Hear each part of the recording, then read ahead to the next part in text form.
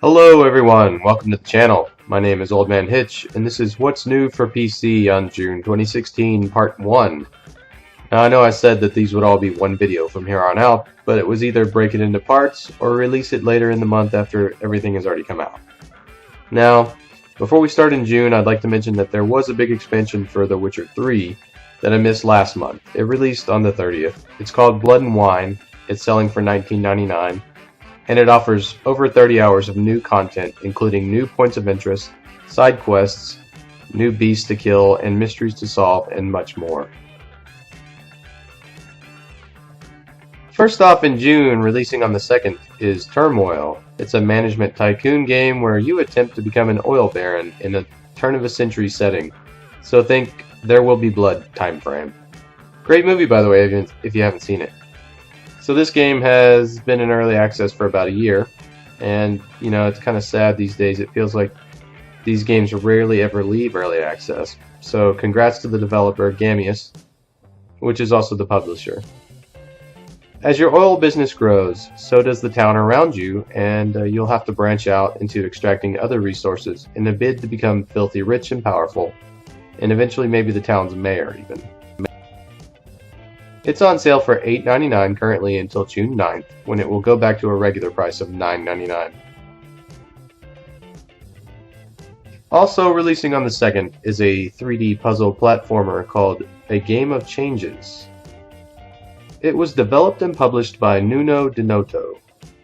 You must navigate through 64 unique puzzles that draw inspiration from I Ching, also known as the Book of Changes, which is a very influential and ancient Chinese divination text.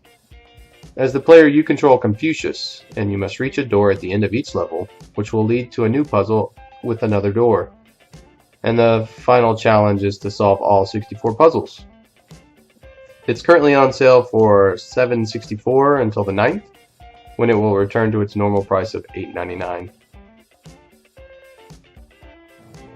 Next up on June 2nd is Dangerous Golf, also releasing on Xbox One and PS4. It's developed and published by Three Fields Entertainment, which were the founders of Criterion Games, who normally make racing games like Burnout or Need for Speed.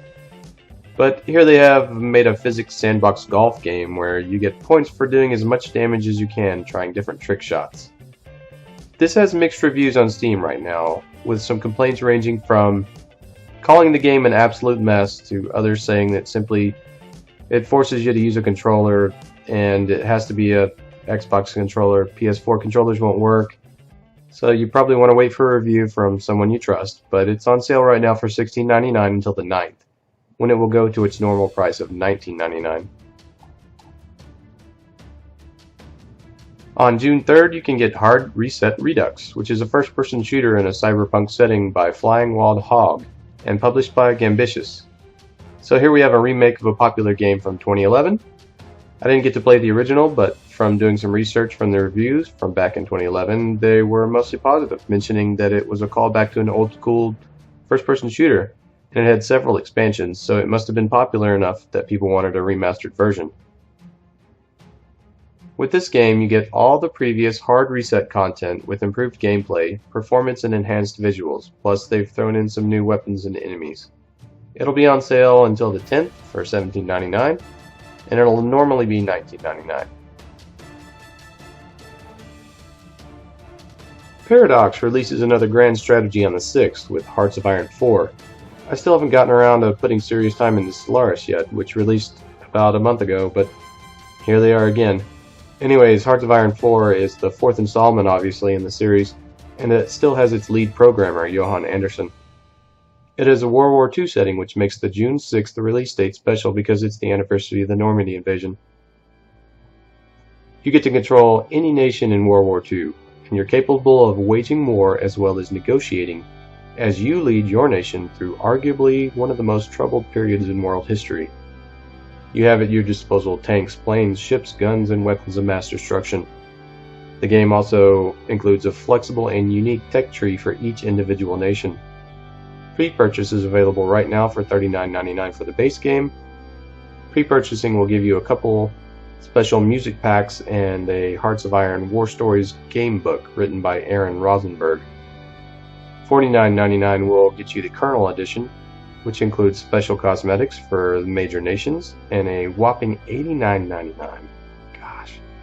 Can give you the Field Marshal Edition, which gives you all the skins from the Kernel Edition, as well as a special wallpapers, forum icons, unique portraits for the forum, an art book, and an expansion pass that includes the first 2 DLCs. I always say, you can't have too much grand strategy in your life.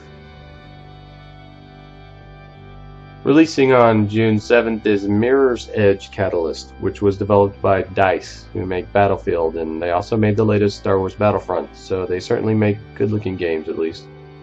It's an EA game, so you'll need to use Origin, and if you have EA Access or Origin Access, you can actually play the first 6 hours right now. In Mirror's Edge, you can play as Faith Connors in a first-person action-adventure game, and you must traverse a city using parkour movement, jumping and ziplining from rooftop to complete missions.